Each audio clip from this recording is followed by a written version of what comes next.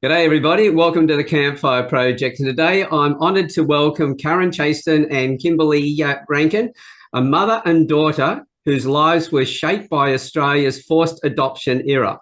In 1973, shortly after Kimberley's birth, they were separated by a closed adoption. Like many of the 250,000 Australians affected during that time, their story began with silence, loss and unanswered questions. Reunion came decades later, now tentative and complex, filled with hope, grief, and the challenge of rebuilding a relationship interrupted at its very beginning. Over 24 years, they've navigated misunderstandings, emotional wounds, and vulnerability.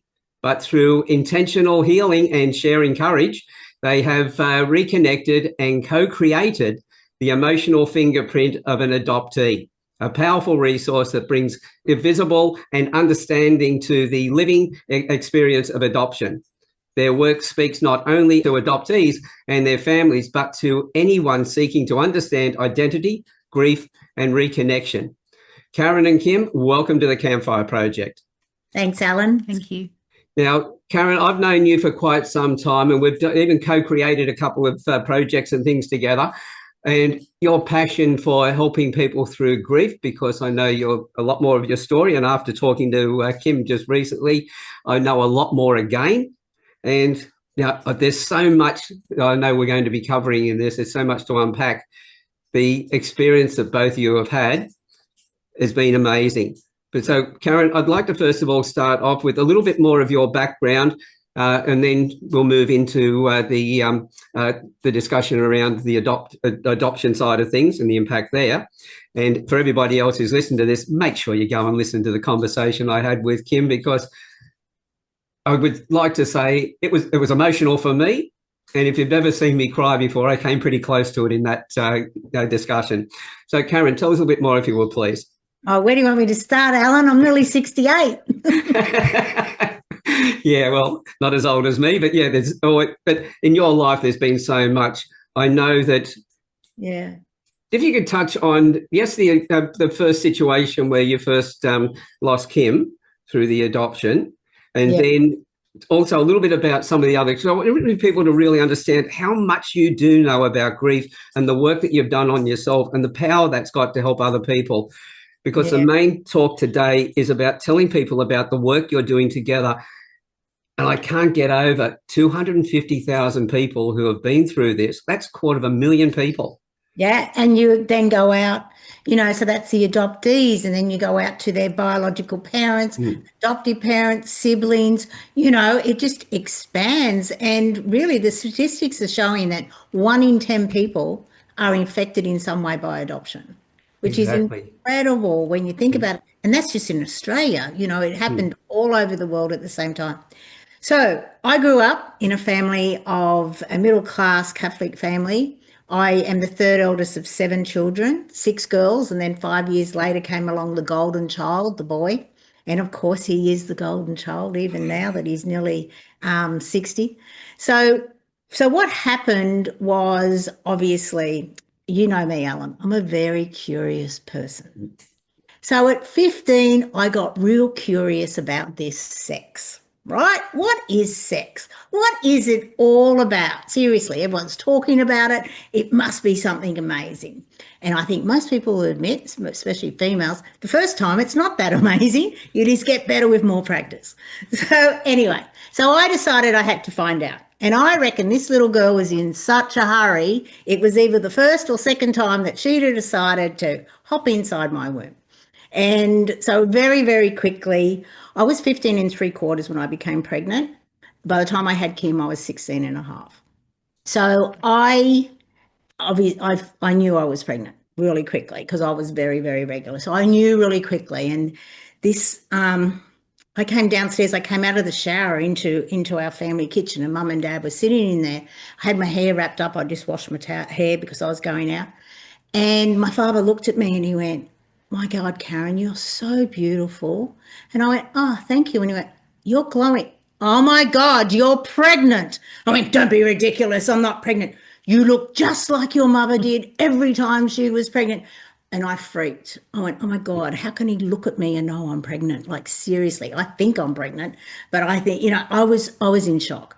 So I ran upstairs really quick, and I said something stupid like, what, another immaculate conception? Something stupid like that. And then, of course, I got dressed, I was going out, I was going to meet my boyfriend, and we sat there and I went, my God, Dad looked at me and he knew I was pregnant. What are we going to do? He was 18 months older than me. His parents, when I eventually told my father, I think like 2 weeks later, I knew it. I looked at you. I knew it. That's all he could say. And then, of course, reality hit. And they were very much into the church and very much into their place in society. Like, most people were in those days. It was 1973. And, of course, we'll go and meet with the parents. And as we were walking out that door to go and meet at my dad's business, because obviously we couldn't meet in my family with all the children everywhere, he turned around, he was walking ahead of me, he turned around and he looked me right in the eye and he goes, don't think you're going to get married. And I'm like, it never even crossed my mind. This is how young and naive I was. So anyway, we went around there and his parents had married young and they were insisting that we get married. We did it. These kids got themselves into the situation. They can get themselves out. They can make it work and all this sort of stuff. So we went into a room because she was very, very forceful. And my dad, I guess, didn't know forceful women in those days. The man was the boss, had the final word, and that was it.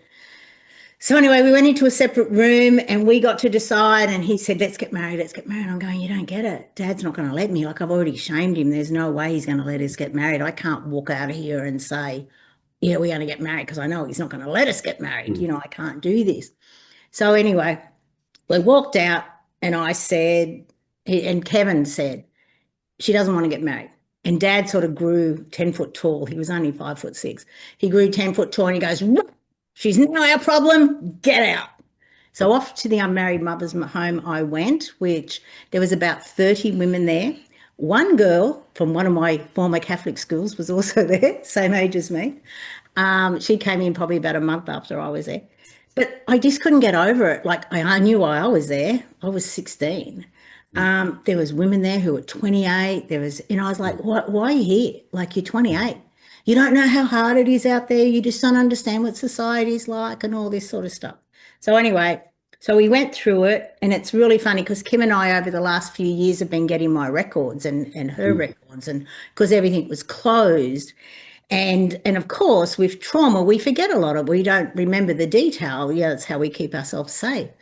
So, and through the records, it was like, I had one counselling session where I more or less went into the home, and it clearly said she's not really sure what she wants to do. I was in 5th form, which is year 11 now, and she wants to go back to school. She wants to become a teacher. And it's funny, isn't it? I have become a teacher, but not that sort of teacher that I thought we were going to be.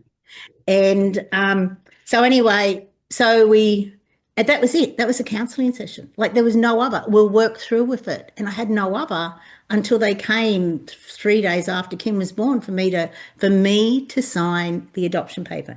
Now, we've got to understand this. 16 and a half, I sign the adoption papers, and they're legal. What other legal document can a under 18-year-old sign? And it's legal. And it's binding, and it's lifelong. And of course, I made this long-term decision for a short-term problem, which was my inability to care for my daughter at that young age. And my parents were not going to support. And, society had brainwashed them as much as they'd brainwashed me, and in the home and all that sort of stuff. So after 33 hours of labour, with all of the nursing staff and doctors not playing very nicely, she comes into the world. She's immediately intubated. I have postpartum hemorrhaging. I lost 3 litres of blood. We have something like 5 litres in our body. So it was a traumatic entrance into the world for Kim. And we were not meant to see her at all, but she spent 6 weeks in hospital, and that was called the provocation time for me to choose, make up my mind. But is it really making up your mind if you're not meant to see them or hold them? Like, how can you decide if it's just you got 6 weeks? But Kevin and I did go and see her 3 times. And each time he was sitting here, I was holding her and obviously crying. He's going, let's get married, let's get married. I'm going, I can't. Dad won't let us, all this sort of stuff. I've shamed him enough. I can't do that. More worried about him than I was about my own child. Like and most people are like, I don't get it. And it's like, you don't understand the times. You don't understand the brainwashing. You don't understand that no one shames you like the nuns do. They are incredibly and knowing how to dig in and find your weak spot and saying things like, if you truly love your baby, you will give them away for a better life. How are you going to look after your baby? Are you going to become a prostitute? You've already prostituted yourself out by having sex when you're not married. All this sort of BS. And we've seen so many documentaries on it that actually went into it in details, with the social workers saying from that time they had one job, and their only job was to get those adoption papers signed under no matter what. So on the third visit, the nurses said, do not come back. We are breaking the law, which they were not. But of course, they didn't tell us that. We were allowed to see them as much as we wanted to in that 6 weeks. But of course, they made out that you can't. And they said, do not come back. We're breaking the law and we will not do it again. Now, in hindsight, I feel she was either being adopted, going to her adoptive parents' home either later that day or the next day. And that's why they said it to us. So that's that. And then, of course, so here I am. I then so I spent, I think, 2 weeks in hospital. So after the 6 weeks of Kim and everything, so Kim's born early December, and I got back home just before Christmas. And my counselling was, okay, that's all over now. We don't need to talk about this again. Let's all move on. That was my counselling after giving birth and having stretch marks and all those sort of things. And being told that I am now damaged goods, no one is ever going to want me. All this sort of stuff. So that was society at that time. But even and my father honestly believed this. When I think back, when I started dating my husband, who, 3 years later, who became my husband, he actually said to him, we really love you and we have other daughters.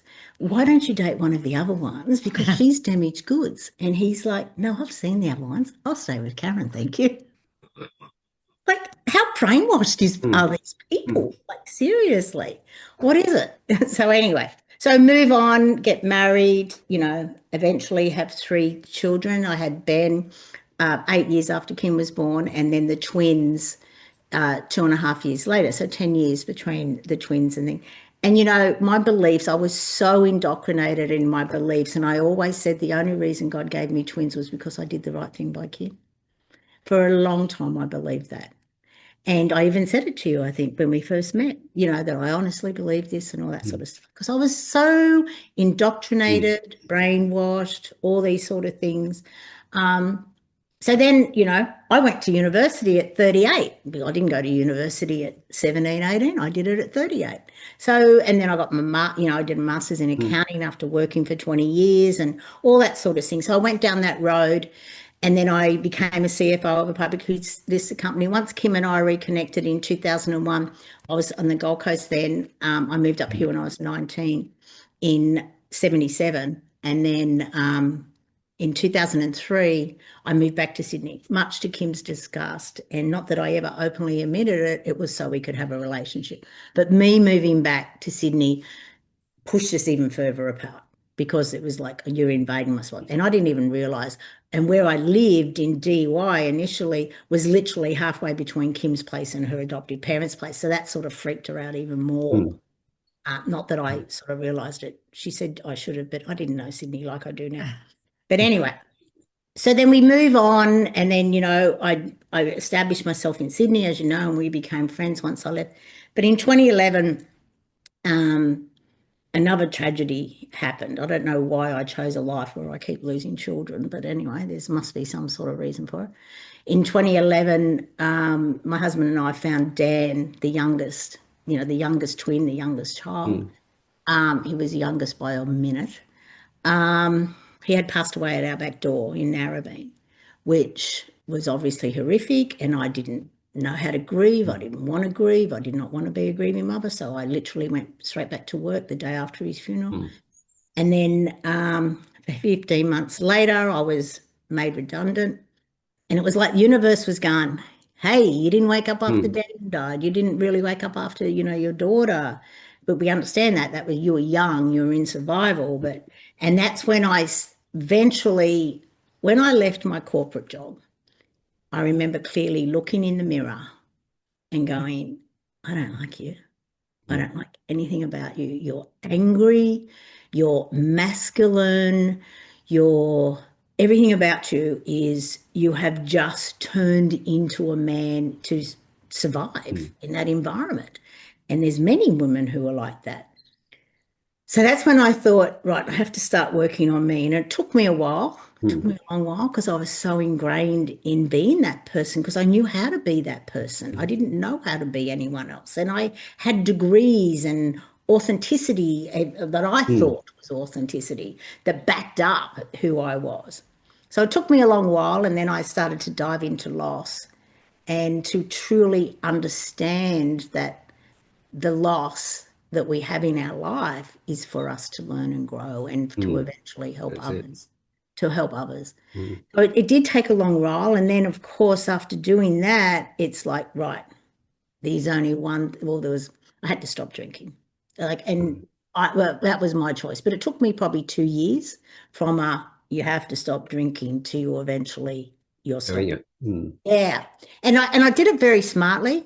I read a book that's called The Easy Way for Women to Stop Drinking, which I think is amazing, by Alan Carr. And I read that book, and the book literally was, as long as you're reading this book, you can keep drinking. So I read very, very slowly, as you can imagine. And then eventually it was like, okay, I'm going to stop for 2019. And it was really a smart way for me to do it. So I had an out at the end of the year. You won't drink anything for 2019, and then you'll see what happens at the end. And that's exactly how I did it. And then I got to the end of 2019, and I honestly went, because everyone's like, well, so what are you going to do? And I'm like, I don't miss it. I don't crave it. All my relationships are better. Why would I go back to it? So, yeah. And I also know that, Kim and I would not have the relationship today if I was drinking. And my daughter-in-law said to me, he was born in May of 19. And she said to me, if you were still drinking, I would never let him stay here overnight. Whereas now she's dropping him off all the time. So, which makes sense. And I get it, sort of thing. So, yeah, so then it was Kim and my relationship. And Kim had been sharing some things that she'd been researching and books to read and the trauma of it. And it was then we eventually got to a stage where I went, what happened to you? Most people go, what's wrong with you? But it was really, we needed to dive into what happens to you. And when you look at anyone, you can go, but what happened to them? You like to think that every parent does the best that they can, and they probably do better than what happened to them, but it's just not enough. And it's so important. So that's where we are. That's sort of 68 seconds. There's a lot in there, and we've gone through it pretty quickly, because I know when we did our one-on-one and we spoke several years ago, and you talked about Ben and what you've been through, and I remember seeing the original photo of you that 20 odd years ago or whatever. And wasn't even when was it? That was, I think that was my 2007 passport photo. And it looked so many years older than what you look today. It looked at least several decades older than. And so it shows the impact it has, but it also shows the indoctrination we get from other people, opinions and everything else. And instead of asking, what's wrong with somebody, as you said, we should be asking, well, what happened to those people? Because if they can look at that side of it, they realise that it's not really them. And that's what, I had the chat with Kim earlier on, and hearing her story from her direction and how it all came together, realising that there'll be a lot of people listening to this. This is why I want to do this today. And I also want to do it again into the future with people you're working with. So people start to realize it's not them that's a problem. It's what they've been through and how that's affected them. And they need support to be able to do that, because even a book, reading that book, that helped a little bit. But as you said, you made excuses to push it out for a longer period of time to finish reading it. But to have the right support, and I really wanted people to hear both your stories and that. Kim, I'll get you to share a little bit more of yours again, even though anybody listening to this, if you don't go and listen to the one-on-one that I did with Kim, you're missing out, because it brings it all together. So it's about how we help each other and how we improve our lives. It's not looking at somebody as though they've got a problem. Problems have happened to them. Yes, we were separated. And if I could have at 21, when I was, older and wiser, I would have gone and grabbed her and said, okay, thanks. She's mine. I'm taking her back. And look at this document. It wasn't even legal. So thank you. But, by 21, I was going to clairvoyance all the time to check in on Kim, because there was no other way. It's closed adoption. And, I wasn't aware that, sexual abuse, all that sort of thing within a family, mental, emotional, sexual abuse was something. Sure, I was probably mentally abused in my own home, but, that's just what you thought was normal. But it's just was really interesting that was the only way I could check in on her. And they were always like, it's okay, she's safe, everything's fine, she's having a great life. And, by 21, she'll contact you. And of course, as it was fast approaching her 22nd birthday and she hadn't contacted me, I'm like, right. And funny, in that year, two other things happened. My dad had a stroke, and I thought, I need to contact her. And then I read in a magazine, a Women's Day magazine, that Bealey said that adopted children very rarely will contact their biological parents because they have been rejected once and they don't want to be rejected again. And I went, right, she needs to know.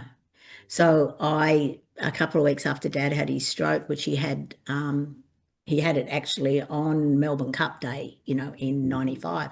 So I thought, right, I'm flying to Sydney, and I took, my birth certificate, marriage certificate, all that, because I could apply for her adoptive birth certificate. She could apply for her original one. So I did that, and it was really easy. Within 6 weeks, I got this information. I got her birth, and it had so much detail in it.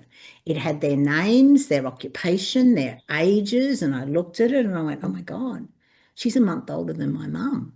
It was March, my mum was April of 1930, and I'm going, oh my God. And it was really funny because I did receive one letter with a photo of Kim when, I think within a couple of months of her being adopted, and there was this old arm that was holding her. And I remember looking at it, because remember, I'm 16, maybe nearly. And I was literally like, oh, I hope that's her grandmother.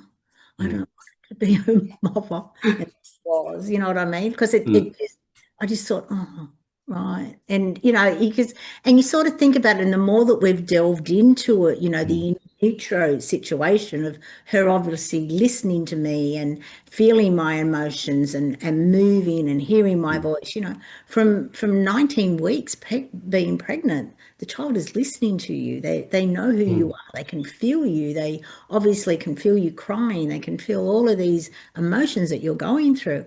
And you just sort of think, oh, I hope it's not that I knew all that, but I was just like, I hope she's not too old.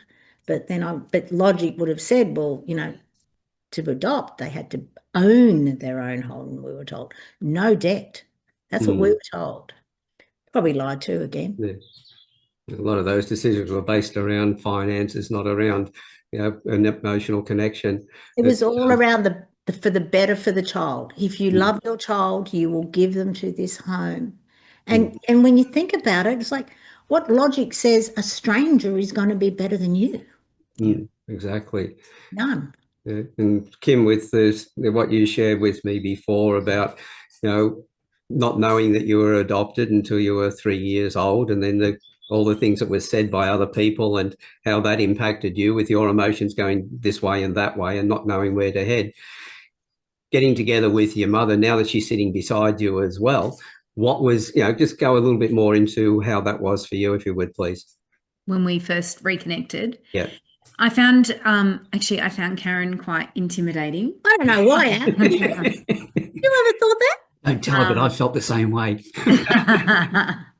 And I found it very difficult. I think I found myself telling her what I thought she wanted to hear. So I think in her initial letter to me, she said, I hope that you'd wanted for nothing and you've had a great life. And so I was like, okay, well, I'm going to keep telling her I've had a great life and that, and following along the pathway of what my friends were telling me, that I should be grateful for the life that I had and the upbringing that I had. So also in the background, having, being a bit of a people pleaser and wanting to ensure that she doesn't reject me again. And so I wasn't being open and honest in what I was actually saying, and I didn't want her to think that I wanted or needed anything from her, because I didn't want to push her away. So I suppose I was just telling her that I was fine, which I literally was. And as we know, Al, mine is feelings inside, not expressed. That's it. It makes it really difficult. So how, with that, trying to people please, at the same time, the guilt that your mother's feeling, etc., now that she's realising that we've taken all this stuff in from people who have told us what they believed or what they wanted us to believe, that impact there. So you had your set of emotions, your mother's had her set of emotions, and reconciling those, getting those together where you started to, because if you're thinking about, I've got to people please, but still feeling those emotions, the amount of strength and determination to actually step beyond that, to actually connect at that emotional level, would have been incredible for both of you. I think it took a very long time because, the things that we were only meeting like once every 6 months initially when Karen moved to Sydney. And until she moved to Sydney, I was open to exploring a relationship. But as she said before, when she moved, she positioned herself halfway between where I lived and where my adoptive parents lived. So I started building these walls and like imaginary walls and boundaries and pushing her further away, because I felt like she was intruding on my life, and I didn't know how. I knew that I was feeling something when I was around her, but I didn't understand what it was. So it would have felt like, was you like a wedge was being shoved between you and your adopted mother? But also, how do I trust this person? How do I trust the one person that I've always longed for and wanted in my life? Now she's here. How do I trust that she won't leave again if I do become close to her? So that's going through in the background as well. And, little things like that Karen would say over the years at dinner would stick in my mind, and I'd be like, I suppose from my point of view, I'm scanning for any signs of rejection or the fact I wasn't hearing from her that she had always wanted me. She wasn't, even though her actions were showing that she was, that's not what she was saying. And I needed to hear that she had wanted and missed me. But that's not what I heard. I heard, oh, you've had a good life. I've made the right decision. So that was impacting my ability to get close to her as well, because I couldn't open up and say, well, actually, I've always longed and imagined who you were and wanted to be with you, because she's saying to me, well, you've had a good life. Like, I did the right thing. So being the people pleaser, I couldn't say, well, no, I needed you. And plus, I became needy, and I've never been a needy person. And eventually it was like, I have to stop being this person. Like, I cannot be this needy person. So me being needy pushed her even further away, which you can understand, because she's like, oh my God, she just wants to see me all the time. She wants to be around me all the time. She's this, like where I worked in Manly Pacific, and I would literally drive past where Kim lived. And each morning she was like in a battle axe block. So she was up the back. And each morning as I passed her house, I'd always look up, see if a car's there and then keep going. And one other time, Andrew and I were coming back from Manly and Kim and her children were walking across the road. And I was like, oh, she's there, she's there, she's there. Oh my God, I've got to see her. How exciting is this, sort of thing. And Andrew's like, calm down. I said, no, it's just so good to see her. And then I'll tell Kim this years later and she goes, why didn't you stop? And I'm going, and what? And have you yell at me for stalking you? I don't think so. It's just so many misunderstandings. And even to the point when I was before I moved to Sydney, we met in DY and Kim had her second child with her, who was a baby, a boy. And it was overcast and it was raining, and I thought she purposely had covered him up so I cannot look at him. So I didn't look at him. I was like, I feel like pinching him so he wakes up so I can have a look at him. And Kim's on the other end going. Yeah, so from my point of view, I'd arrived early and I'd walked the block trying to get my son to sleep so that I could go and sit and actually be present in that conversation, because it was really hard.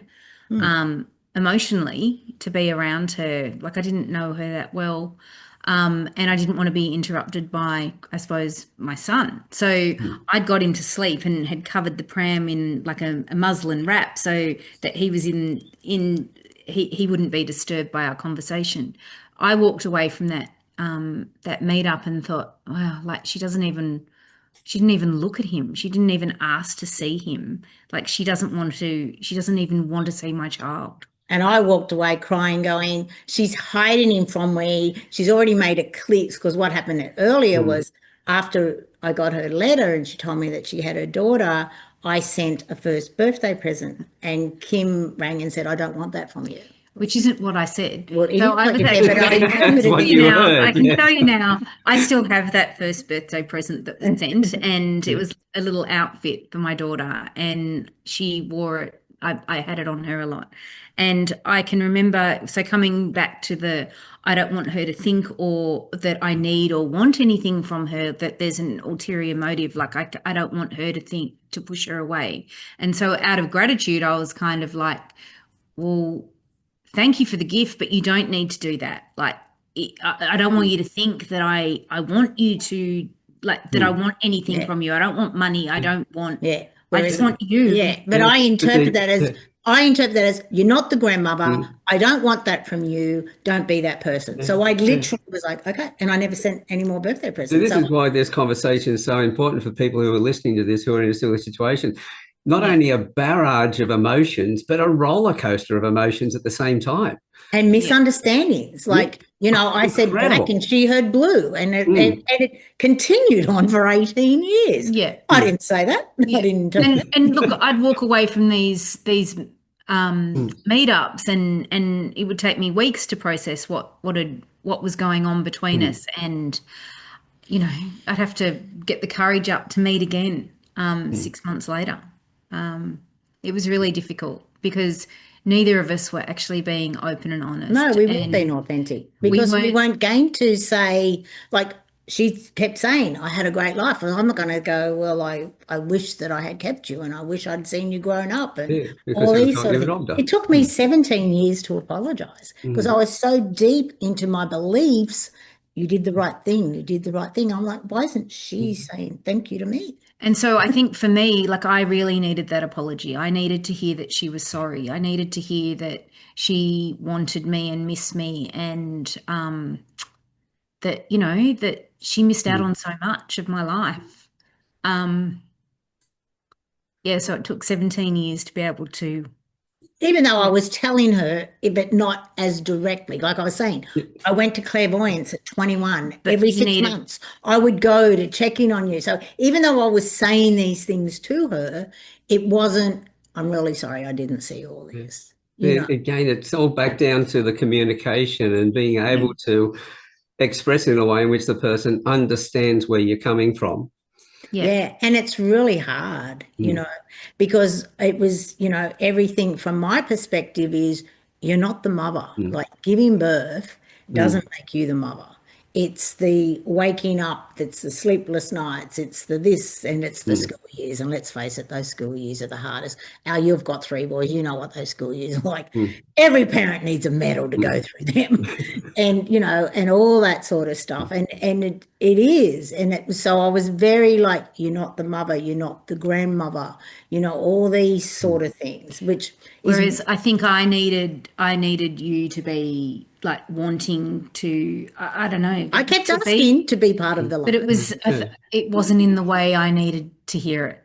Yeah, that's the major thing that's coming across to me. And I think a lot of people who are listening to this will realise that themselves, and they may start thinking, well, I've been saying this, but my child or my parent, my mother, my father, etc., haven't really understood this from where I've been coming from. And that's where the thing is. We can feel hurt because we say something the other person doesn't understand it. But the thing is, how can we express it in a way in which they can understand it? Yeah. Because most arguments come from misunderstandings, and there should be no reason for them. Yeah. But normally what you argue about too is not the core of what you're arguing Exactly. Exactly. Kim. So I think for me, like I started exploring the impacts of my adoption when the internet became more readily available. But I came across this site in the US called Lost Daughters, where women were blogging about their experience as adoptees, which opened my eyes to the fact that I wasn't alone, and that even though I wasn't responding to them, I was reading their stories and connecting with their stories.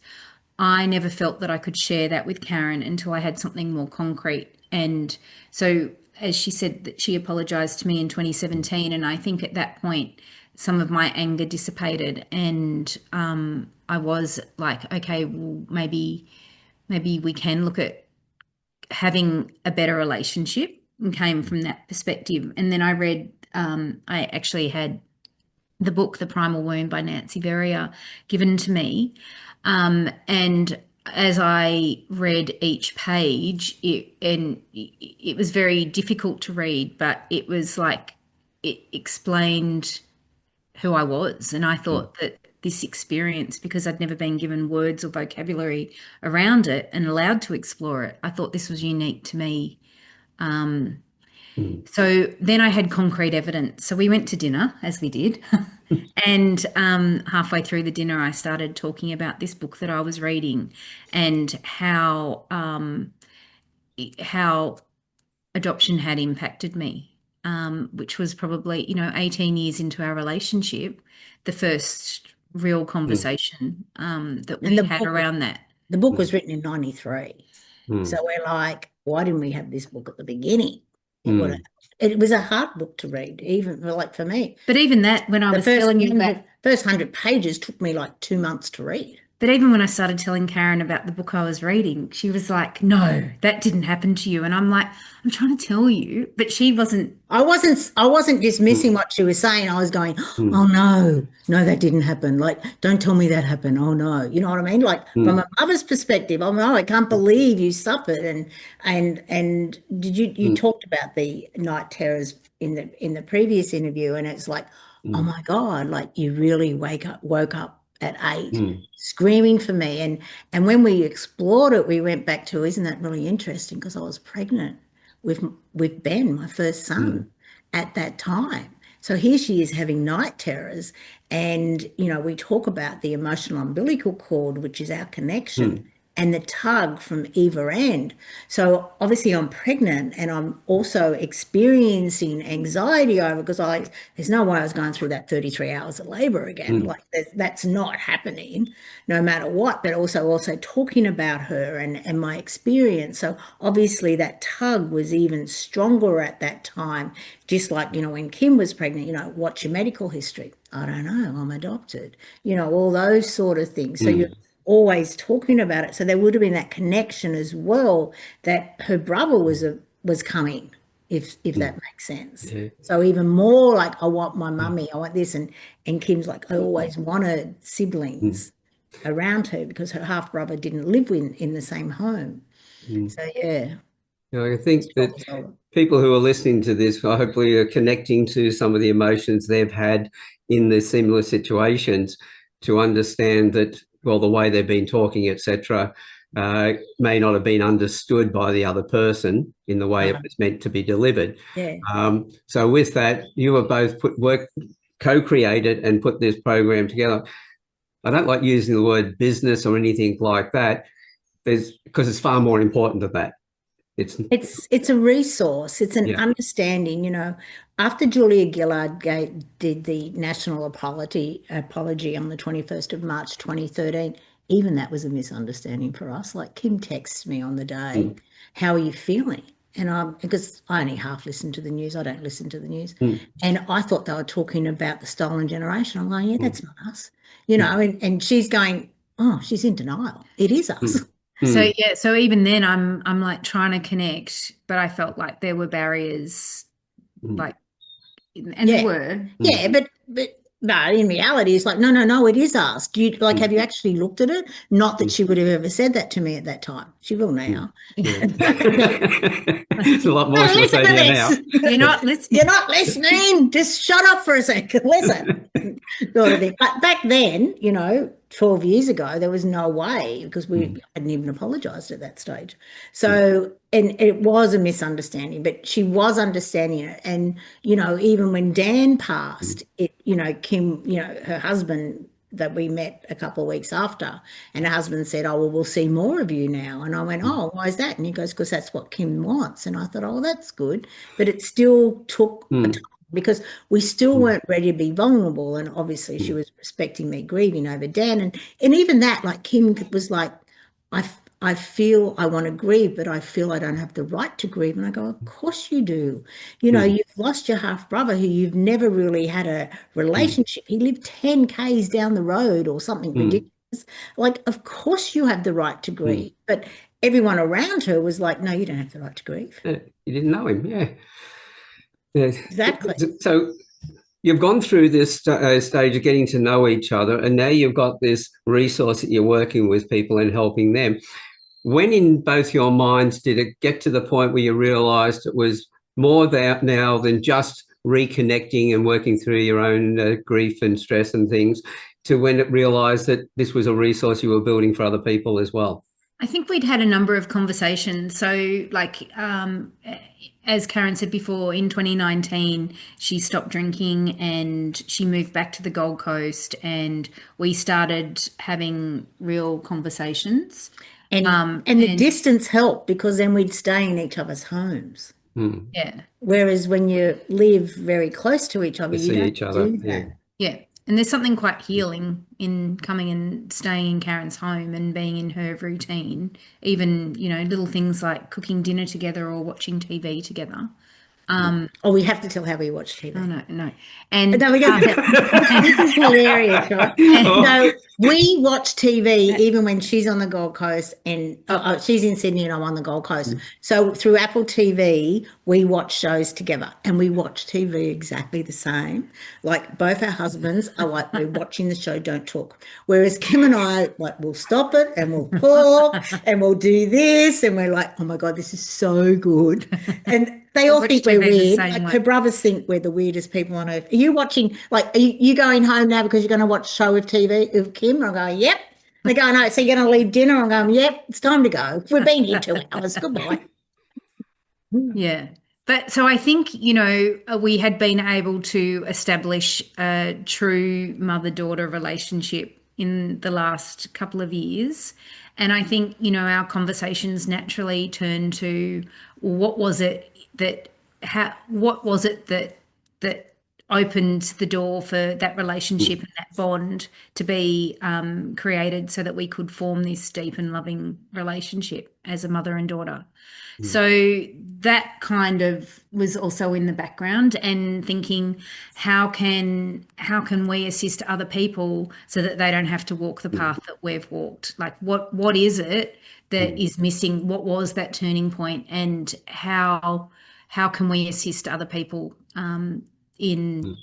And what stopped us from walking away? Like, there were times where we didn't speak. You know, there was one time back in, must have been 2006, we went to dinner and we hadn't seen each other, which I thought was, you know, 6 months, a year.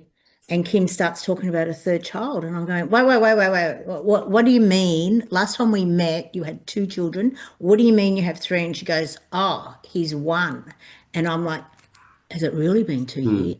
Like, it was a real, like, oh my God, I can't believe it was 2 years. So the fact that, Karen lived 10 kilometres down the road and I hadn't shared that with her, like when you think back to that meeting where I'd walked in with my son that was asleep and she didn't even want him from my side, she didn't even want to look at him. So why would I expose myself to letting her know that I'm pregnant and being disappointed or having expectations that she might want to be involved, or so it was just easier not to tell her, which is really sad. Yeah. The amount of triggers, incredible. Yeah, it is. It's and look, I understand from her adoptive parents' perspective. We don't want this young person. They're older. They're 27 years older than me, and I get it. As you age, you do start to fear more. You're not as confident and capable as you are, and the last thing I want is a biological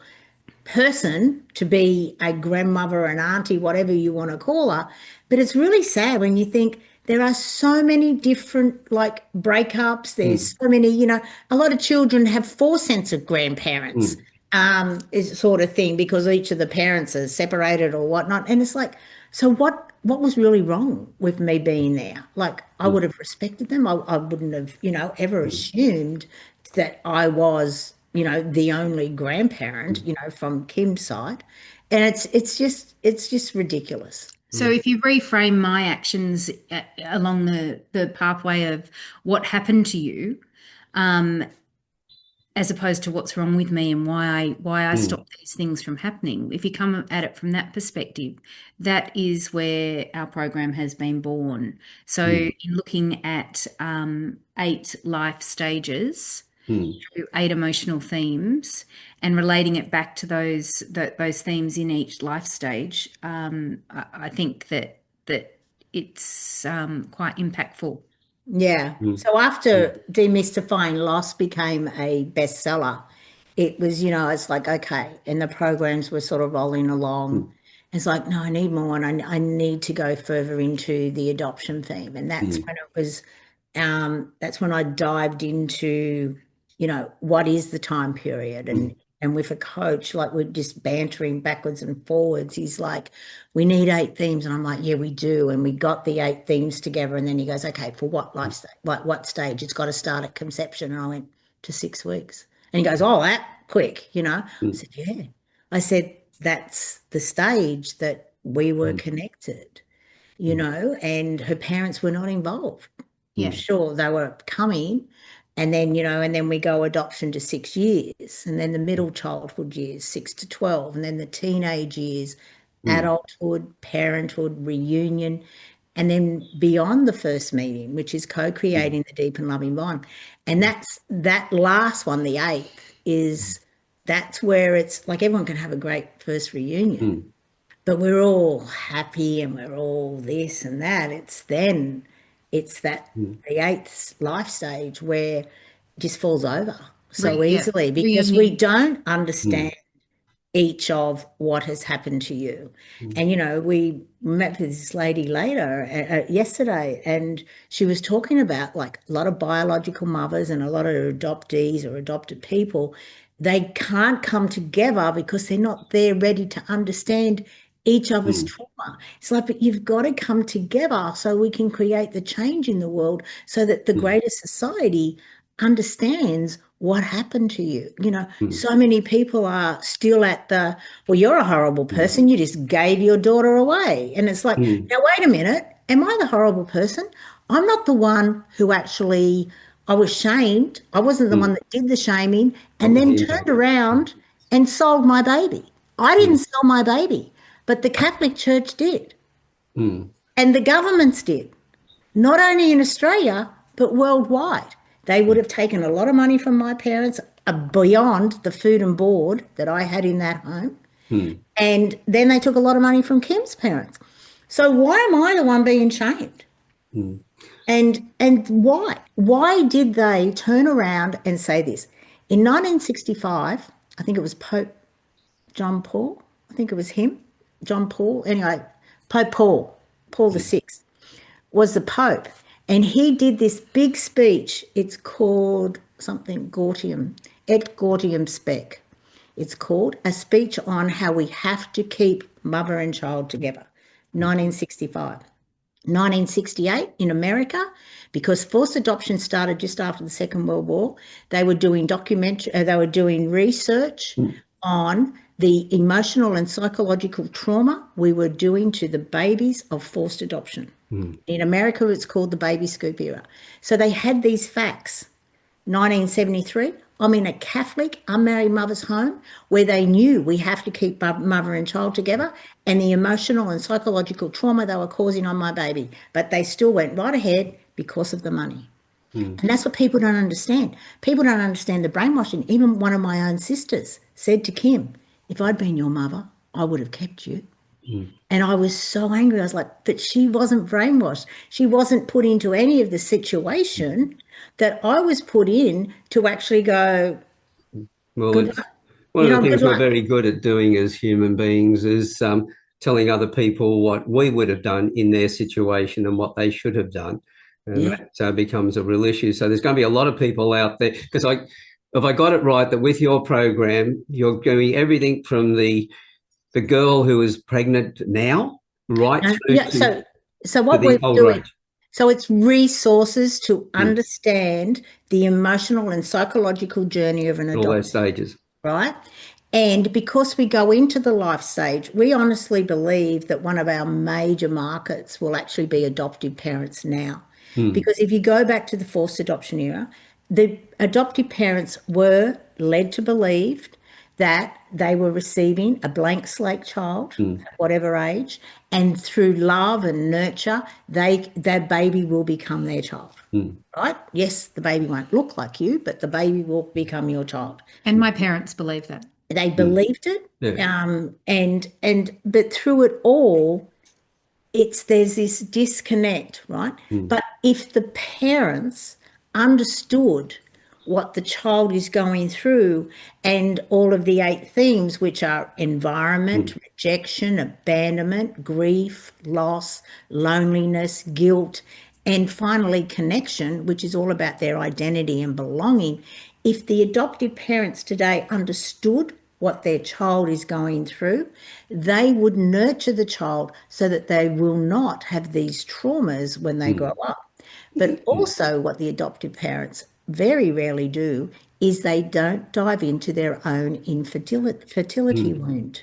So they haven't healed themselves, hence why they've latched onto this child. And we hear stories about, for example, there was an Anglo-Saxon couple who adopted an Italian child. At 7 years old, the mother was dyeing the child's hair blonde to fit in. And the child's like, I cannot look at those photos. They are just traumatizing.